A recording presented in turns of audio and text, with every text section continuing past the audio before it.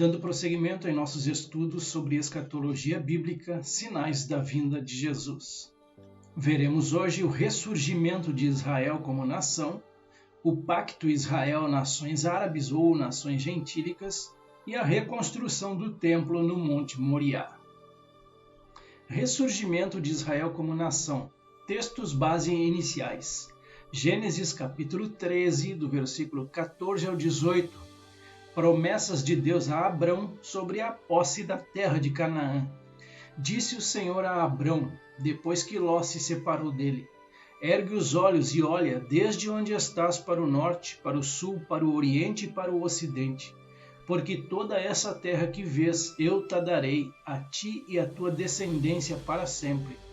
Farei a tua descendência como o pó da terra, de maneira que, se alguém puder contar o pó da terra, então se contará também a tua descendência.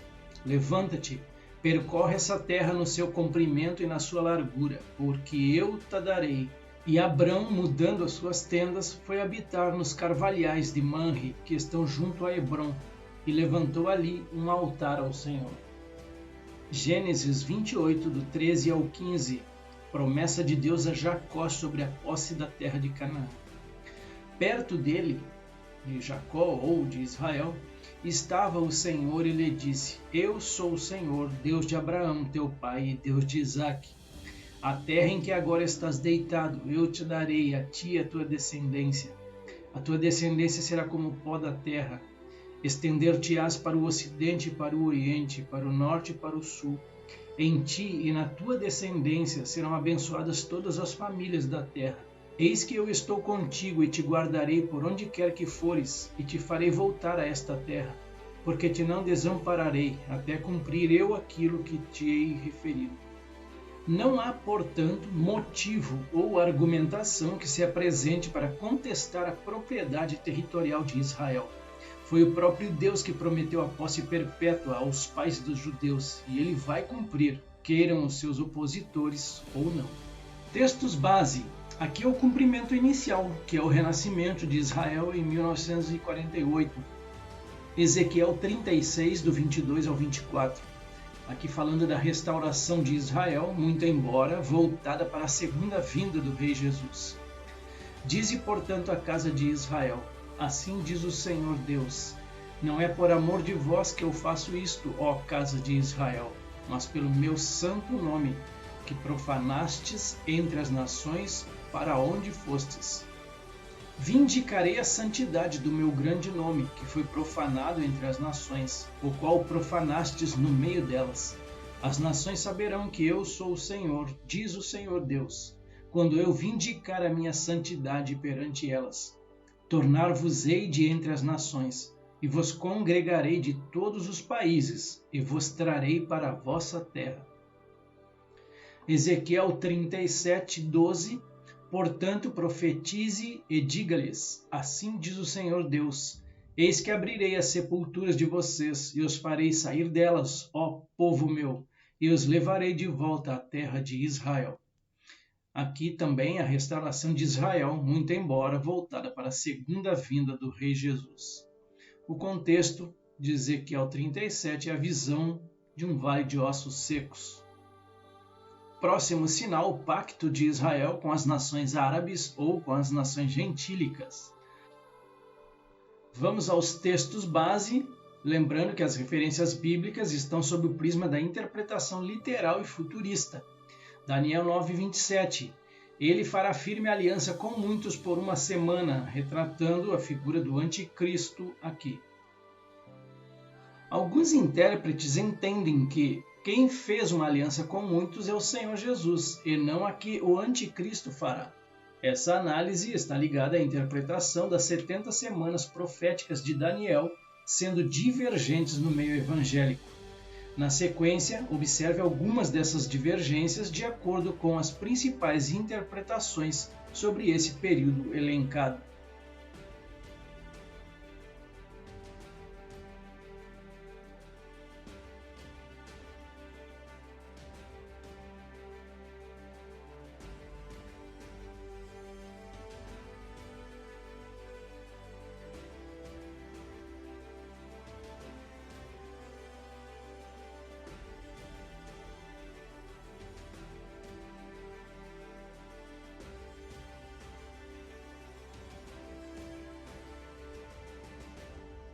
Considerações sobre o pacto de Israel com as nações árabes ou nações gentílicas.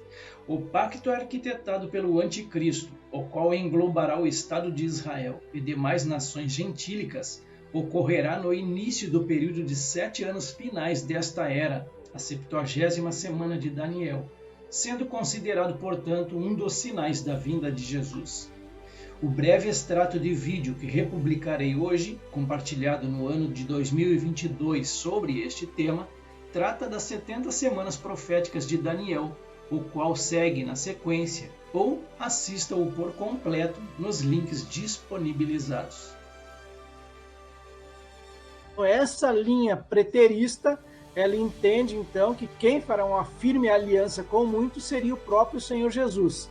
E essa uma semana seria no período ali a partir do batismo de Jesus, quando ele começa o ministério dele, até a crucificação e um pouco mais ali para frente. Então esse é o entendimento que eles têm. E sobre a asa das abominações virá o assolador, e isso até a consumação. E o que está determinado será derramado sobre o assolador. Então essa firme aliança, a interpretação literal futurista, tá? Então quando ele fala lá no versículo 26, por exemplo, depois das 62 semanas será morto o ungido, já não estará, e o povo de um príncipe que há de vir, esse príncipe aí, a grande maioria entende que é o próprio anticristo.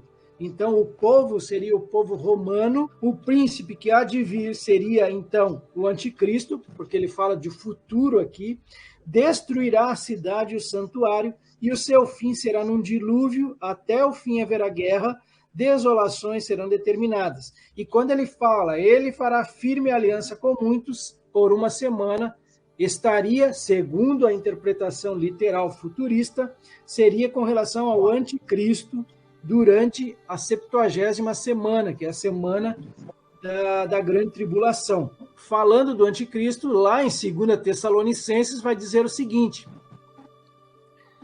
ninguém de modo nenhum os engane, porque isto não acontecerá, ou seja, a vinda de Jesus, ela não acontecerá sem que primeiro venha a apostasia.